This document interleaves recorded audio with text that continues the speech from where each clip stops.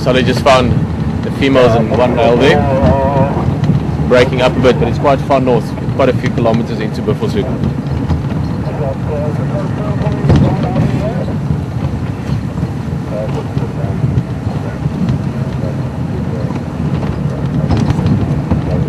Hey! Stream's flowing again a little bit.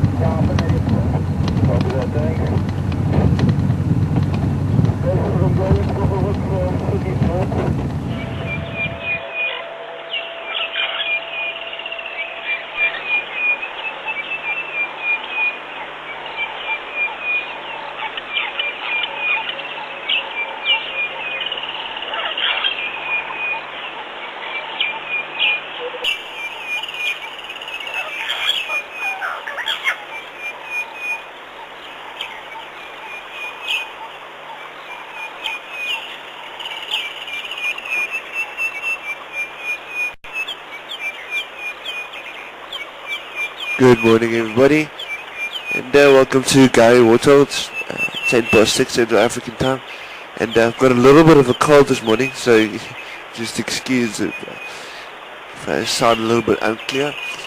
But it's an awesome morning here. It's really, really wet. Still, you can see Gary Waterhole is filling up beautifully now at the moment as we speak still.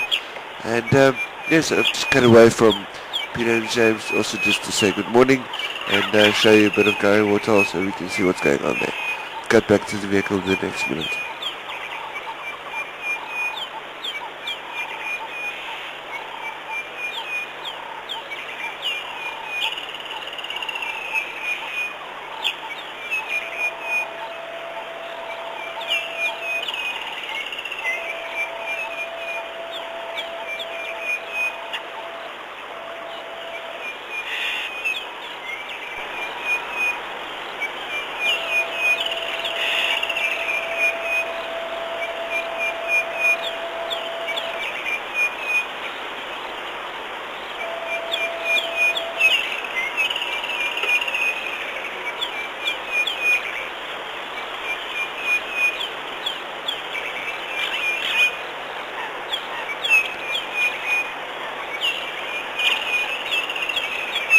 And everybody again, I've been trying to look for some tracks, trying to find them. Some tracks of those lines that apparently walk past Gary, but I don't think they took this road here. Got no idea where they've gone past or which road they took. I think Peter and James on the vehicles put something beautiful to show us. I'll get back to this shortly.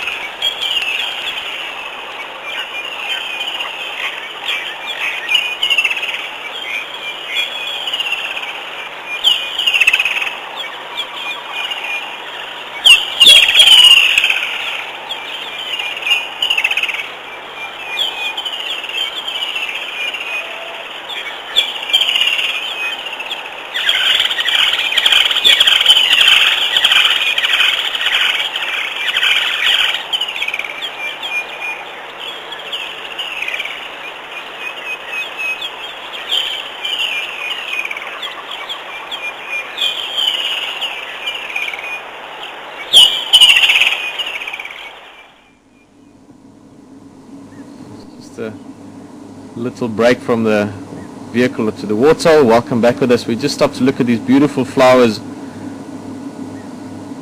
Again, in this case, I'm not going to go on about those water droplets on the flowers too much. I think anyone can see that it adds into the beauty and the delicate sort of texture of the flower itself.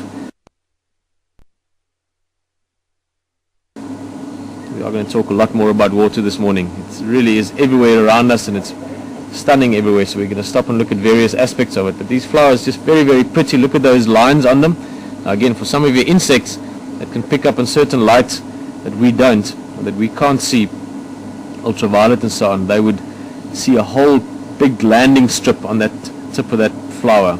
So I'm not explaining this very eloquently, but to us it's just beautiful colors, but to other insects that see different spectrums of light, that is a very, very clear indication. Imagine these big lines running into the flower of where the insect needs to go, especially moths, and they would go into that flower to get a little bit of nectar, and then of course get pollen on them, and that's how they cross-pollinate different flowers, and also different plants use that sort of symbiotic relationship with insects. But apart from that, it really is just very beautiful. This is a devil's. It's got a few different names, also known in some places the elandsthorn. It makes that big thorn that's about the size of a coin, like a bit smaller than a quarter, or the size of a penny maybe. And it's got those two little horns on it that sticks into the hooves of animals, or occasionally I've stood on one wearing only little plastic flip-flops, and it is a very, very painful experience, but a very effective way of spreading those seeds. But most importantly, like most things out here that I like to look at and stop for, is just that it's very beautiful.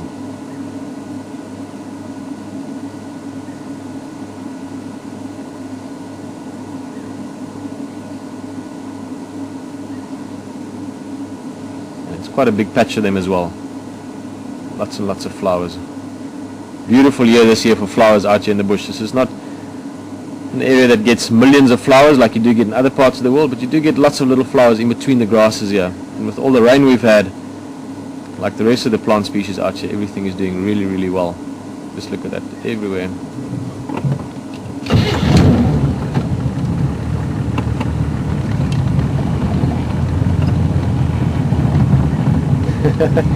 I just want to stop everywhere. I just want to stop and look at that drop and that one and that flower and that grass and that tree, and it's just so gorgeous. I think that's one of the things I really enjoy, and also over time just getting more and more used to this, getting more and more used to having you as my guest in this capacity rather than a physical person sitting on a seat, if you want.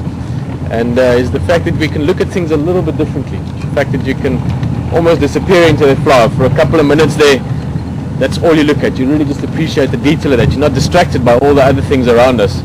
And I really am enjoying that, just being able to look at small little things as well. Quite often, those things can be as impressive as a big elephant or a lion. And I'm going to have to...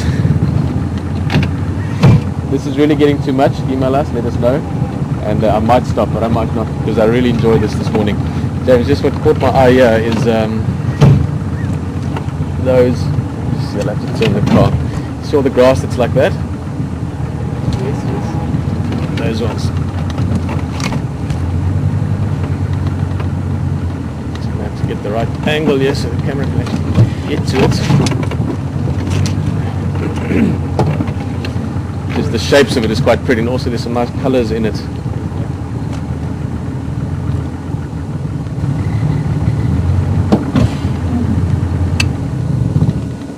Just there to the, just go out again, just to the left of this bush, just there. Yes, okay. A little bit more left, and then just exactly those ones. Obviously, like is the tendency in nature, things that catch your eye is often just things that are slightly out of shape with the rest of things, if you want. And in this case, just all these parallel horizontal grass blades.